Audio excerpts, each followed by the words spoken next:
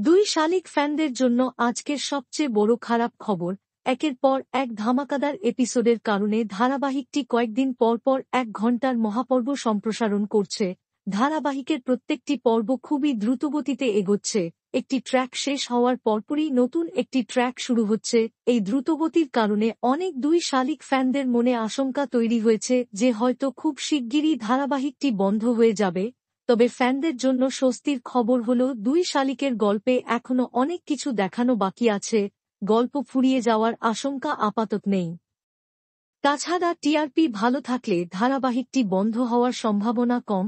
তবে খারাপ খবর হল সম্প্রতি তেঁতুল পাতা এবং দুই শালিকের 1 ঘণ্টার মহাপর্ব সম্প্রসারণের কারণে একদিন করে একটি ধারাবাহিকের সম্প্রচার বন্ধ থাকছে। গতকাল ২৬শে ডিসেম্বর দুই শালিকের 1 ঘণ্টার মহাপর্ব সম্প্রসারণ হওয়ায় তেঁতুল পাতার সম্প্রচার বন্ধ ছিল। আজ ২৭শে ডিসেম্বর তেঁতুল পাতার 1 ঘণ্টার মহাপর্ব সম্প্রসারণ হবে, যার কারণে দুই শালিকের সম্প্রচার বন্ধ থাকবে। ফলে আজ দুই শালিক দেখতে না পারায় অনেক ফ্যানের মন খারাপ। গৌরব ঝিলিক নাকি দেবা আঁখি, কোন জুটি আপনাদের বেশি ভালো লাগে কমেন্টে জানাতে ভুলবেন না। দুই শালিকের সকল আপডেট সবার আগে পেতে চ্যানেলটি সাবস্ক্রাইব করে পাশে থাকা বেল আইকনটি বাজিয়ে দিন। ধন্যবাদ।